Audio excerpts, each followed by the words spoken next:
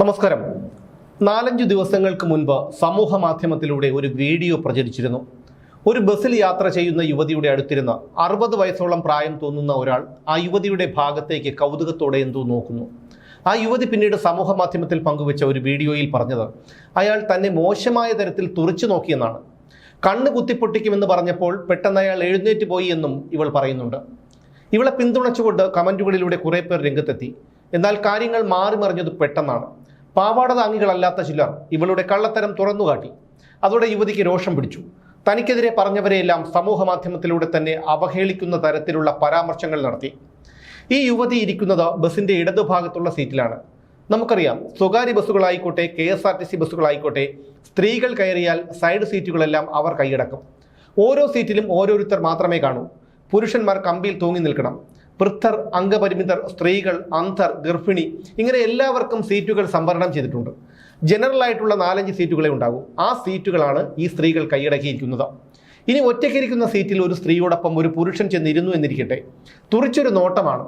പിന്നെ ഇന്നത്തെ കാലമാണ്, പലരും സ്ത്രീകളോടൊപ്പം ഇരിക്കാൻ തയ്യാറാകില്ല. കാരണം യാത്രക്കിടയിൽ എങ്ങാനും അവരുടെ ദേഹത്തെങ്ങാനും മനഃപൂർവ്വമല്ലാതെ തട്ടിയാൽ പോലും പുലിവാല് പിടിക്കേണ്ടി വരും. അത് ഭയന്ന് പലരും സ്ത്രീകൾക്കൊപ്പം ഇരിക്കാൻ തയ്യാറാകില്ല.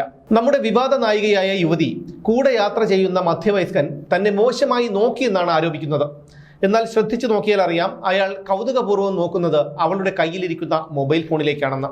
ബസ്സിലൊക്കെ യാത്ര ചെയ്യുമ്പോൾ അടുത്തിരുന്ന് യാത്ര ചെയ്യുന്നവർ ഫോണിൽ റീൽസും പാട്ടുമൊക്കെ കാണുമ്പോൾ പലരും കൗതുകത്തോടെ നോക്കാറുണ്ട്. അതാണ് ഇവിടെയും സംഭവിച്ചതെന്ന് ആ വീഡിയോ മുൻവിധികളെല്ലാം മാറ്റിവെച്ച് നോക്കിയാൽ നമുക്ക് മനസ്സിലാകും. സമൂഹ മാധ്യമത്തിലൂടെ ആ മനുഷ്യൻ അപമാനിക്കപ്പെട്ടതിന് ആരുത്തരം പറയും? അയാൾക്ക് ഭാര്യയും മക്കളും മരുമക്കളും ചെറുമക്കളും ബന്ധുക്കളും ഒക്കെ ഉണ്ടാകില്ലേ? അവർക്കൊക്കെ മാനക്കേടുണ്ടാകില്ലേ? ഇവൾ പറയുന്നത് അയാളുടെ നോട്ടം അസഹ്യമായപ്പോൾ കണ്ണ് കുത്തിപ്പൊട്ടിക്കുമെന്ന് പറഞ്ഞെന്നും അതോടെ അയാൾ എഴുന്നേറ്റ് പോയെന്നുമാണ്.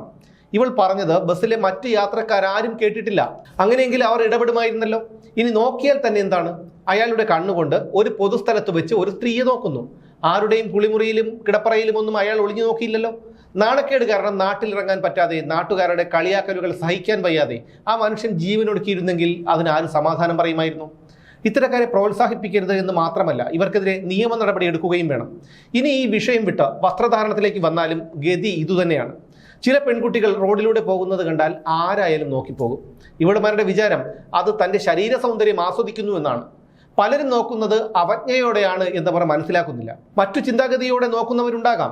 വൈറലാകാൻ വേണ്ടി എന്തും കാണിക്കുന്ന കാലമാണിത്. മാത്രമല്ല, സ്ത്രീകൾക്ക് നിയമം നൽകിയിരിക്കുന്ന അധിക പരിരക്ഷയെ സമർത്ഥമായി ചൂഷണം ചെയ്യുന്നുമുണ്ട് ചിലർ. എന്തായാലും ബസ്സിലെ വൈറലുകാരിക്കെതിരെ അപകീർത്തിപ്പെടുത്തിയതിന് പോലീസ് കേസെടുത്തിട്ടുണ്ട് എന്നാണ് അറിയാൻ കഴിഞ്ഞത്. അങ്ങനെയെങ്കിലും ഇത്തരത്തിലുള്ള കുറേ എണ്ണത്തിന് അതൊരു പാഠമാകട്ടെ.